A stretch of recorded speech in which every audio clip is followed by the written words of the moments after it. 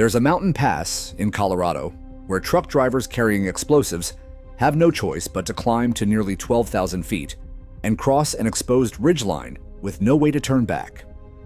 While most traffic flows safely through modern tunnels far below, federal law forces hazardous materials haulers onto a narrow two-lane road where avalanches, rock slides, and weather can change in minutes. This is Loveland Pass. It remains stubbornly essential, despite being one of the most challenging drives in the United States. The contradictions pile up quickly. The Eisenhower and Johnson tunnels handle over 30,000 vehicles daily, moving through solid rock in climate-controlled safety. Yet tanker trucks loaded with flammable cargo must take the old route instead, sharing narrow pavement with tourists who have never driven above treeline. It is a 21-mile commitment over the Continental Divide, where backing up is not an option, and conditions change faster than weather apps can update. Every year, commercial drivers make this crossing not because it is efficient or safe, but because regulations leave them no alternative. Understanding why this road exists means going back long before highway engineers ever surveyed the area. The Ute people established seasonal routes through these mountains, following terrain that offered the only practical paths between hunting grounds. These were not random trails. Indigenous travelers had identified corridors where the peaks allowed passage, and those same natural gaps would later guide settlers attempting their own crossings. When William Loveland arrived in the 1870s, he was not creating something new. As president of the Colorado Central Railroad, he recognized opportunity in routes the Utes had used for generations. His toll road followed their established pathways, rough and steep, but offering a direct connection between mining communities and the developing infrastructure below. The road was seasonal, often impassable, and it demanded payment from anyone desperate enough to use it. Over the next several decades, that primitive track evolved through incremental improvements. Grading smoothed the worst sections. Routing adjustments reduced some of the steeper climbs.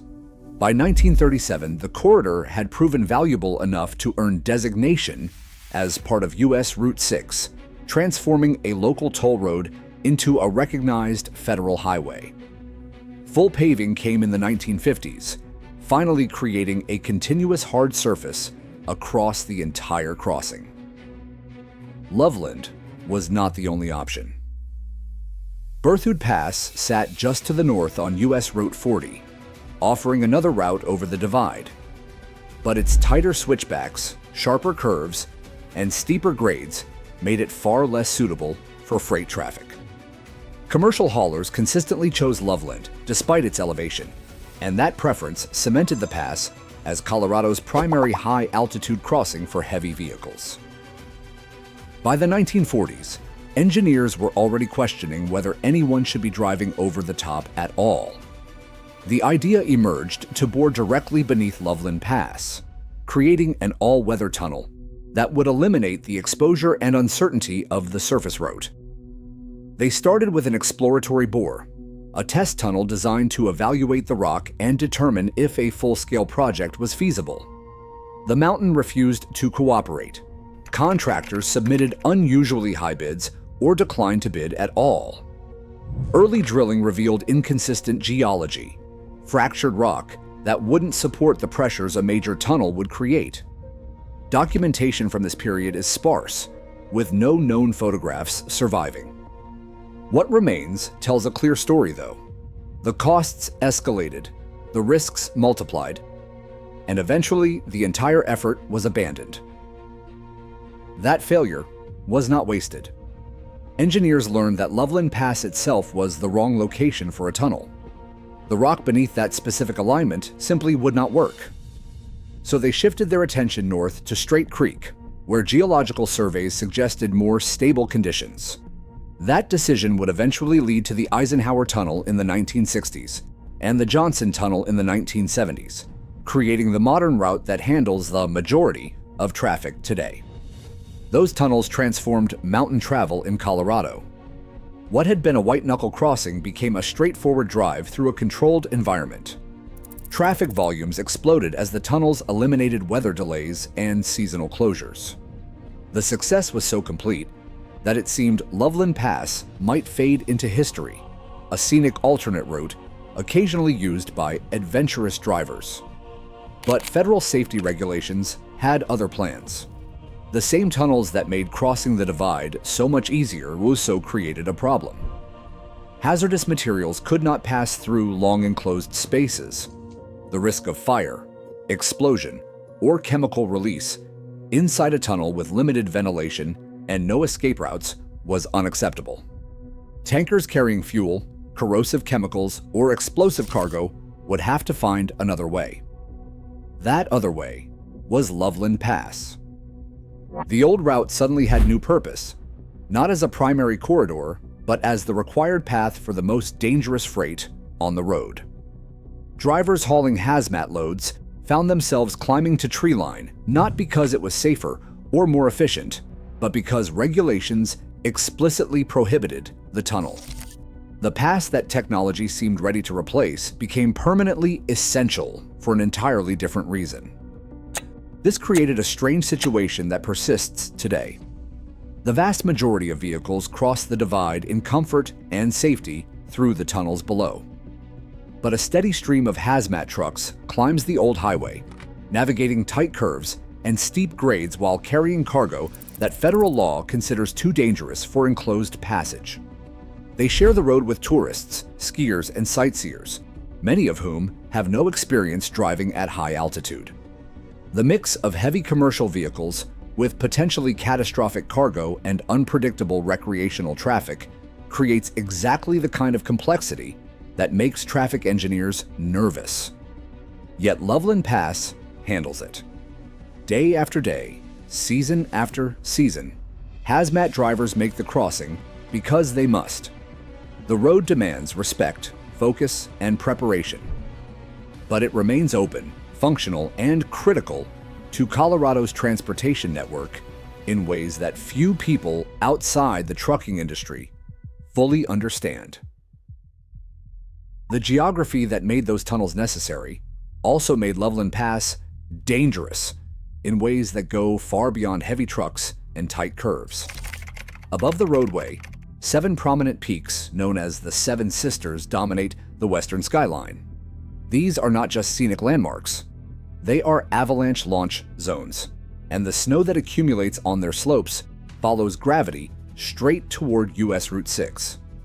Winter storms deposit snow in complex layers across these peaks. Wind redistributes that snow into unstable formations. Temperature fluctuations create weak points between layers. When those weak points fail, thousands of tons of snow begin moving downslope at speeds that can exceed 80 miles per hour. The Colorado Avalanche Information Center monitors these slopes constantly during winter months. Remote weather stations track precipitation, temperature, and wind speed. Field observers assess snowpack stability through direct testing.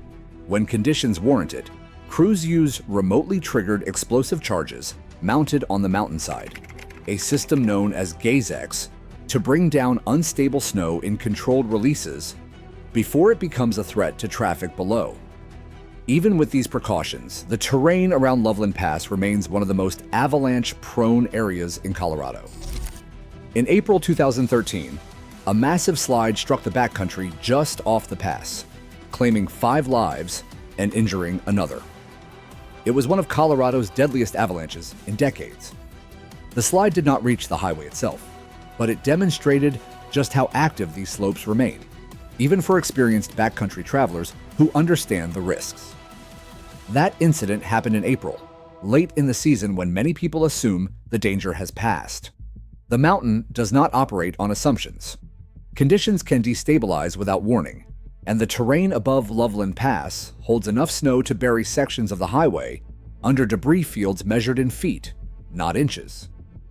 But avalanches are not the only threat from above. On June 15th of this year, a mudslide struck the area around Scotty's Curves, burying US 6 under a debris field roughly 100 feet wide and up to 20 feet deep. Crews mobilized the next day. Geohazard teams spent the 16th and the 17th removing more than 92 tons of mud, silt, and rock. The pass reopened on June 18th after a 3-day closure that disrupted both local traffic and summer tourism. The timing matters. This was not a winter event. This was June, when most drivers assume the pass is safe, when the only concerns should be traffic volume and maybe an afternoon thunderstorm. Instead, the mountain proved that instability does not follow a calendar. The ground above the road can shift without warning, regardless of season. Loveland Pass also sits between two major ski destinations: Loveland Ski Area on the east side, Arapahoe Basin on the west. That makes this stretch of US Route 6 a steady conduit for winter recreation traffic. Tourists slow for scenic views. Drivers unfamiliar with high-altitude conditions hesitate on icy patches. Vehicles stop unpredictably for photographs. For hazmat drivers navigating 8% grades with no margin for error, every hesitation from the cars around them raises the stakes. A single slowdown can force heavy braking on a descent where maintaining momentum is critical. The road does not forgive mistakes, and the mix of experienced commercial operators with unpredictable recreational traffic creates exactly the kind of complexity that makes this pass uniquely challenging. CDOT advises against using Loveland Pass for standard commercial freight. The tunnels below offer controlled conditions, consistent temperatures, and separation from weather. Hazmat loads do not get that choice. Federal regulations explicitly prohibit certain materials from enclosed tunnel passage. So drivers hauling fuel, chemicals, or explosives climb to tree line because the law requires it, not because it is safer or more efficient. That creates a strange contradiction. The cargo deemed too dangerous for tunnel passage gets routed over an exposed mountain pass where avalanches threaten from above. Mudslides can close the road for days, and weather conditions can change faster than forecasts can predict. Yet, the system functions. Hazmat drivers make the crossing daily, navigating conditions that would make most motorists reconsider their route. Drivers who run these loads regularly describe Loveland Pass as a route that demands complete focus and thorough preparation. You do not commit to the crossing without checking weather, road conditions, and equipment. Once you start the climb, there is no practical way to turn around. The commitment is total. 21 miles over the divide with no escape routes. Many drivers who have commented on videos about Loveland Pass echo the same theme. The intimidation does not come from unfamiliarity. It comes from knowing exactly how fast conditions can deteriorate. Clear skies at the base do not guarantee visibility at the summit. Dry pavement on the eastern slope does not mean the western descent will not be covered in black ice. The pass reveals its conditions only after you have committed to crossing it. This is not a road that rewards confidence or punishes inexperience in predictable ways.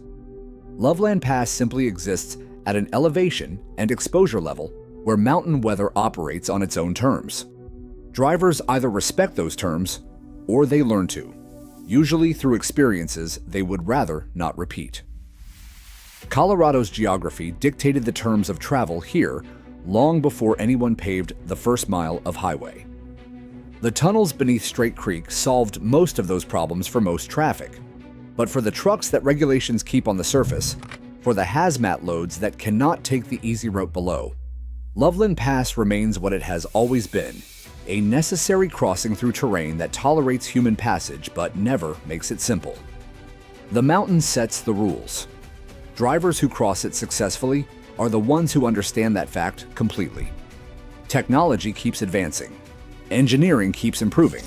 But some places refuse to be solved. Loveland Pass is one of them. It is a corridor where modern tunnels handle the majority of traffic in climate-controlled comfort, while federal law forces the most dangerous cargo back onto an exposed ridgeline, where conditions shift without warning, and turning around is not an option. The contradiction is not a failure of planning.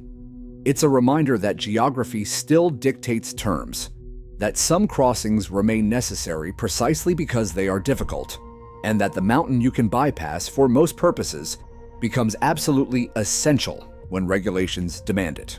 Loveland Pass isn't going anywhere. Neither are the trucks that climb it daily, carrying loads too hazardous for the easier route below.